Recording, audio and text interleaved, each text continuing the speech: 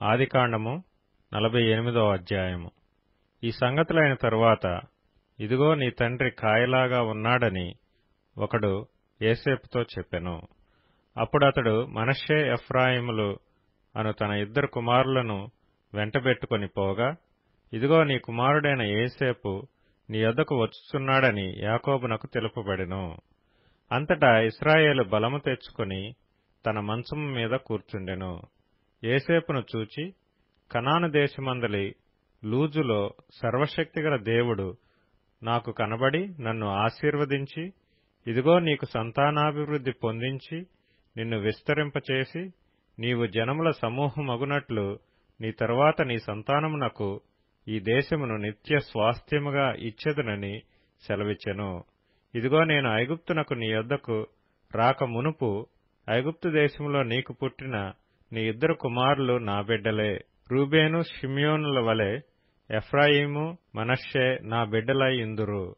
వారి తరువాత నీవు కనిన సంతానము నీదే.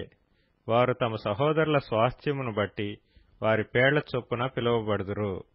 పద్దనరాము నుండి నేను వచ్చుచున్నప్పుడు ఎఫ్రాతాకు ఇంక కొంత దూరం నుండగా మార్గమున రాహేలు కనాను దేశములో నా ఎదుట మృతి పొందెను.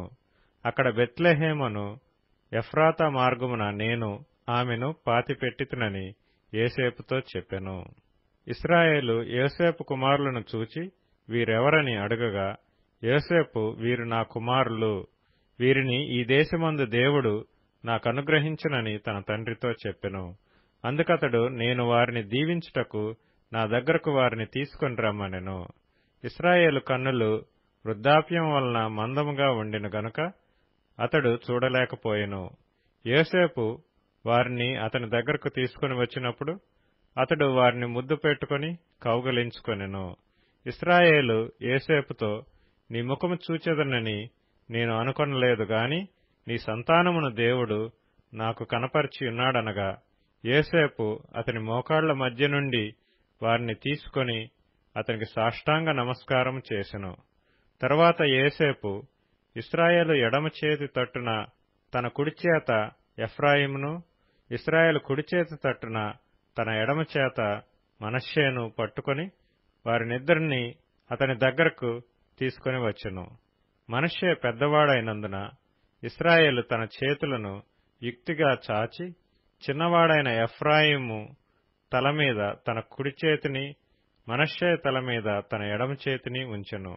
అతడు యోసేపును దీవించి, నా పితరులైన అబ్రహాము, ఇస్సాకు ఎవని ఎదుట నడుచుచుండిరో ఆ దేవుడు, నేను పుట్టినది మొదలుకొని నేటి వరకును ఎవడు నన్ను పోషించునో ఆ దేవుడు, అనగా సమస్తమైన కీడులలో నుండి నన్ను తప్పించిన దూత ఈ పిల్లలను ఆశీర్వదించునుగాక.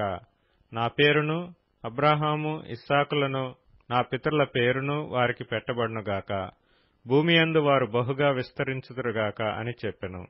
యోసేపు ఎఫ్రాయిము తల మీద తన తండ్రి కుడిచేయి పెట్టుట చూచినప్పుడు అది అతనికి ఇష్టము కాకపోయెను గనుక అతడు మనష్షే తల మీద పెట్టించవలనని తన తండ్రి చెయ్యి ఎఫ్రాయిము తల మీద నుండి ఎత్తి, నా తండ్రి, అట్లు కాదు, ఇతడే పెద్దవాడు, నీ కుడి చెయ్యి ఇతని తల మీద పెట్టుమని చెప్పెను.